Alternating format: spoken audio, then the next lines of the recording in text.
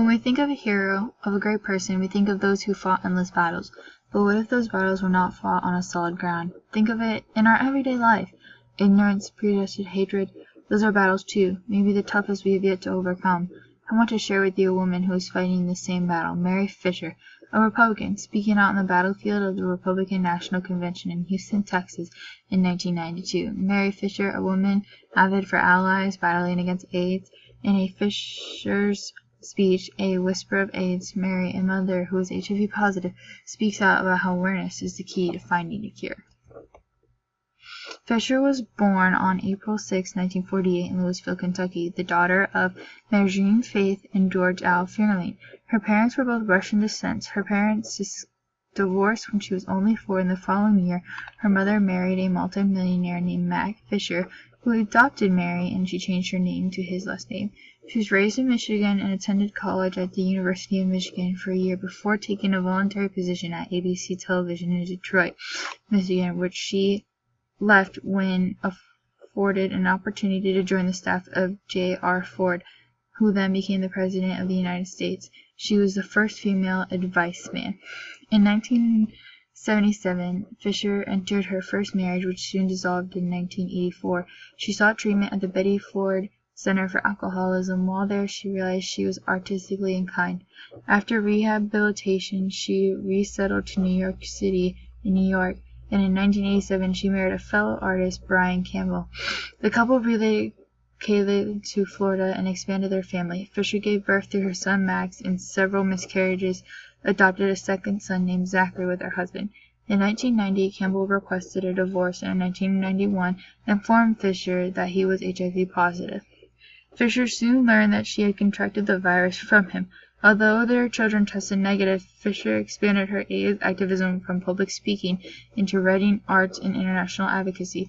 She founded the non-profit Mary Fisher Care Fund based on the Center for AIDS Research at the University of Alabama at Birmingham to support clinical AIDS research and promote public education about HIV and AIDS, medicine, and policy. She serves on the Leadership Council of the Global Coalition on Women's and AIDS, and with other AIDS-positive women has toured the United States to raise awareness about the disease.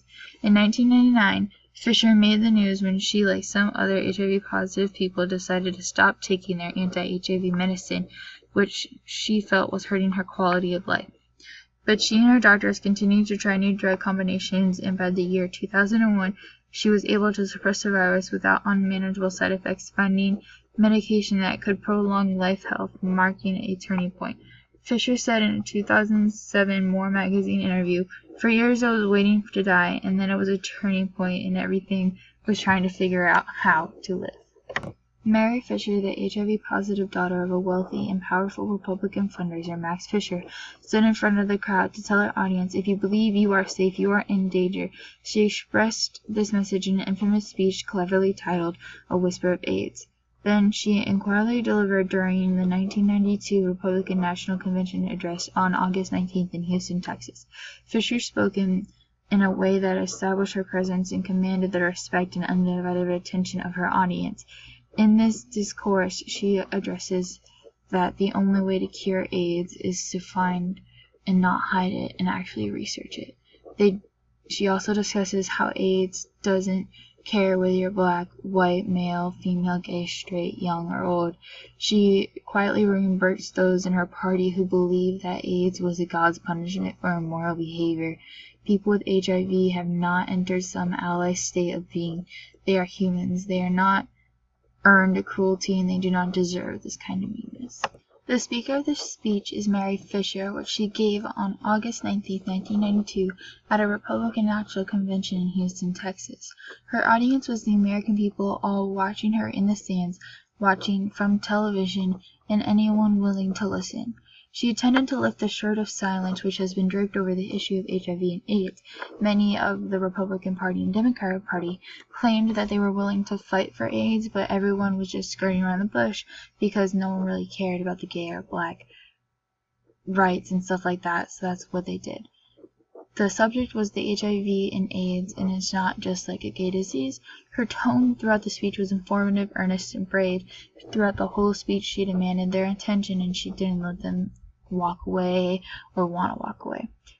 Throughout stating facts about AIDS, then showing her own personal feelings to it in her event, she showed her organization that this is a fact and this is what is going on through my life, which she did through the first person. Diction. An example. Diction. An American home littering its pathway with the bodies of the young men, young women, young parents, young children. One of those families is mine. This is a good example of diction because she uses words like litter to help her listen to get a better understanding of what people think of people with AIDS or HIV. Just like the trash they are thrown out on the streets. Imagery. She uses imagery to help people realize that no matter what shape, color, size, family background, and all stuff like that, we are all the same and we all have the possibility to get AIDS. Details. She uses details like, this is not a threat, it's not a present danger, the rate of infection is increasing faster among women and children. Largely unknown a decade ago, AIDS is the third leading killer of young adults Americans today. But it won't be the third for long because unlike other diseases, this one travels. She uses fear to help get to the Americans. The use of language within the speech is minor. Mary doesn't use any fancy words. She just keeps it simple to help keep her audience paying attention and not going, what does this word mean? I have no idea what this means. And she also makes sure that she doesn't use complicated words so that the common person can understand what she's trying to get across to help bring awareness for AIDS. Her syntax throughout the speech is that it's very a personal experience to persuade Americans to help bring awareness, to help find a cure for this disease that she is suffering. Throughout the speech, Mary Fisher displays many rhetorical techniques to engage the audience on the subject of AIDS, which she is personally addressing. In the speech, Fisher appeals to the logos and pathos repeatedly. The numbers she has given has stressed the major effect this disease was causing on all types of people. Fisher uses strong feelings and descriptive imagery of different stereotypes of AIDS victims to appeal to the emotional state of her audience. This was also a form of persuasion to caution the listeners on the ability the disease has to affect everyone. Mary Fisher's logic is very clear. Without awareness, we cannot move forward in the fighting battle against AIDS. We should fight with our words and not our silence. If AIDS is viewed as a homosexual disease, then we have no hope in finding a cure. Mary's logic in the speech calls us to recognize that AIDS virus is not a political creature. It does not care whether you are a Democrat or Republican. It does not ask whether you are black, white, female, gay, straight, young, or old. This powerful logic helps refine who the real AIDS/victims/survivors are. Mary's pathos is evident in her stabilizing statistics. She explains how AIDS personalizing it and making it a killer, and it knows where you live and it knows where you like to hide. But dramatizing to our fears to speak out, she appeals to guilt. She appeals more to the audience to feel responsible for not speaking out against the prejudice would prevent the cure. Our bold intent campaign slogans and hopeful promises are not doing anything to promote awareness. Our ignorance is killing innocent kids and mothers. Our ignorance is not saving lives. She even states that it is not those who have AIDS/HIV who should feel ashamed. It is we. We are the ones capable of changing public policies. But Mary's pathos does not stop with the guilt and fear. She goes on to say, I am the one with the black infant suffering with tubes in Philadelphia hospital. I am the lonely gay man sheltering a flickering candlelight from the cold winds of his family rejection. Mary appeals to sympathy within these quotes. Athos. The millions who watched the TV on those who saw Mary Fisher speak in person, bright, lively, and young, knew she had to have contracted the HIV virus. She contracted it from her second husband. Never in the speech did she blame her husband. Never in the speech did she accuse her husband of giving her the debatable disease. Mary Fisher that night was the empathy of Athos. Mary Fisher is defining an activist, and her ethos is unmistakable. She is a mother, a Republican, and a fighter of the HIV/AIDS virus. She establishes her credibility by telling her audience in paragraph 1, I want your attention, not your applause. She represents the community whose members have been regularly drafted from every segment of American society. She represents the people who she is fighting for. Goodwill comes from great empathy. Within Mary Fisher's A Whisper of AIDS, she uses rhetorical strategies like rhetorical questions when she asks, Are you human? Mary Fisher uses this device to engage her listeners to make this question and to ask whether they have humanity and morals. She also uses anaphora by stating it does not care whether you are Democrat or Republican. It does not ask whether you are black, white, male, or female.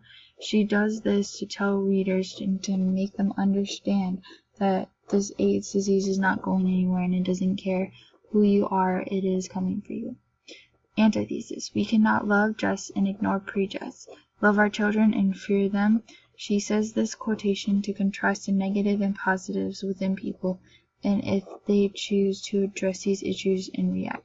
Metaphor. Though I am a white and a mother, I am one with a black infant struggling with the tubes in a Filipino hospital. Though I am a female and contracted this disease in marriage and enjoy to support the warmth of my family, I am one with the lonely gay, sheltering a flickering light within the family of rejection. She uses this metaphor in her speech to uncover the effects of images on the subject as it does to the antithesis. Fisher uses these devices to explain how a nation needs to approach fighting the disease and whether or not as a whole to choose to become open with this problem. Imagery is her last rhetorical strategy that she uses within her speech, A Whisper of Age. Mary Fisher, my 84-year-old father, who has punished the healing of the nation, will not accept the promise that he cannot heal his daughter. My mother refuses to be broken. She calls at the middle of the night to tell wonderful jokes that make her laugh. She does this to show that there is a positive spin to this and tries to make you picture how her family is affected by this disease. The Whispers of AIDS was just the beginning of Mary Fisher's effect and helpfulness towards the AIDS and HIV disease. She has written over 6 books and has changed the reputation behind the words AIDS and HIV. She also helped other famous people to come up and speak up and try to help against AIDS. She influenced Oprah to say that this is a disease of all colors and both genders.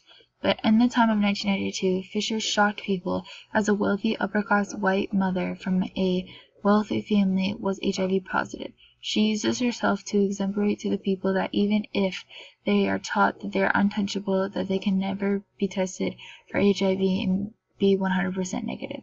They were just as involuntary as she was. Every day she uses her artwork, her craftsmanship, and her resources to help bring awareness to AIDS. She goes to Africa, Zimbabwe, with her many charity groups to help teach those women across there about what they can do to become a better person and their influences within the disease and how they can live a healthy life for as long as they possibly can. Without the effects of Mary Fisher and help towards AIDS, who knows how much research and medicines we would have of AIDS, because without her and her donations of her father, a lot of things discovered and researched would have not been discovered or researched. Just to wrap it up, A Whisper of Age is a speech that Mary used many techniques to convey her message to the world. Her main point throughout the speech is to inform people that everyone has the possibility of contracting AIDS, but is still very afraid to discuss the side effects. She wants to help her audience and people who have contracted HIV/AIDS to break the silence and discuss the situation openly in order to help one another. By using multiple techniques such as metaphor, anaphora, pathos, logos, and ethos, and antithesis, Mary Fisher advocates her purpose well in hopes that everyone will join her in the movement of breaking the silence of AIDS. And that's all I have for today with The Whisper of AIDS by Mary Fisher.